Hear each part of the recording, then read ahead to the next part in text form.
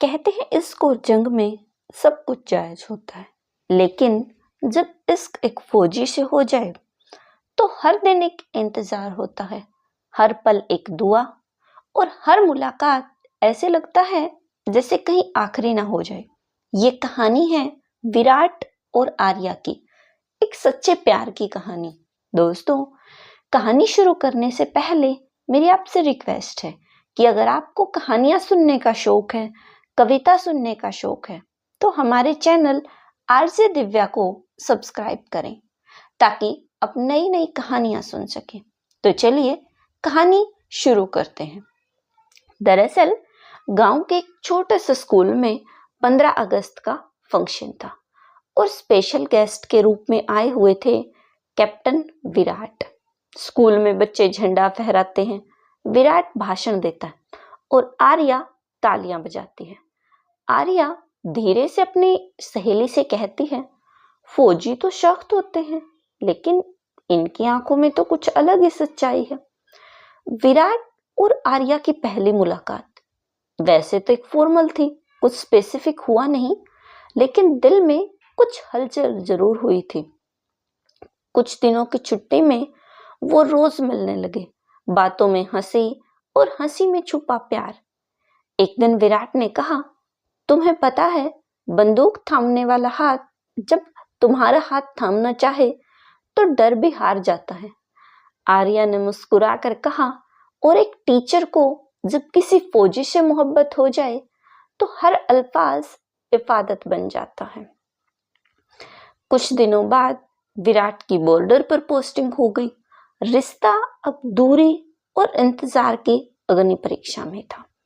एक दिन आर्या में अपनी डायरी में लिखा, तेरी हिफाजत के लिए खुद को मजबूत कर रही हूँ, हर रात तेरे लौट आने की दुआ कर रही हूँ। एक दिन टीवी पर खबर आई, सीमा पर मुठभेड़ में कई जवान घायल। उन जवानों में कैप्टन विराट का नाम भी शामिल था। आर्या रोती है और रोते रोते कहती है, नहीं, तुम मुझसे वादा करके गए थे विराट, तुम हार नहीं सकते। वहीं अस्पताल में विराट की माँ और आर्या बैठी थी। डॉक्टर बाहर आया और डॉक्टर ने कहा कि कैप्टन विराट अब खतरे से बाहर है। वो लौटा जख्मों के साथ, मगर जिंदा, क्योंकि आर्या की दुआओं ने उसे मौत से खींच लिया था। विराट कमजोर मुस्कान से कहता है, मैंने वादा किया था, मैं लौट कर आऊंगा तुम्हारे लिए। एक्चुअली शुरुआत में तो आर्या के माता पिता डरे। कौन चाहता है कि अपनी बेटी को हमेशा अनिश्चितता में रखे?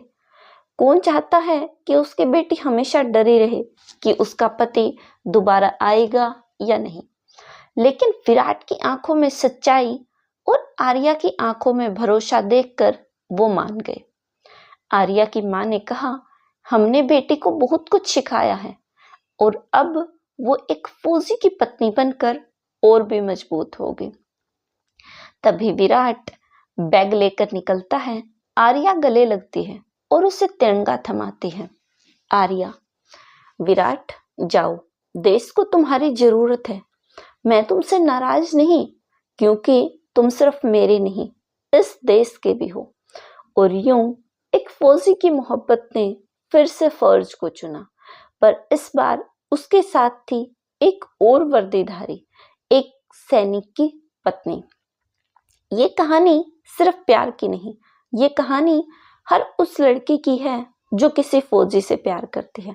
हर दुआ, हर इंतजार, हर आंसू देश के लिए उसका भी बलिदान होता है और हमें उनके बलिदानों की कदर भी करनी चाहिए। तो दोस्तों, अगर आपको ये कहानी अच्छी लगी हो तो वीडियो को लाइक जरूर करें।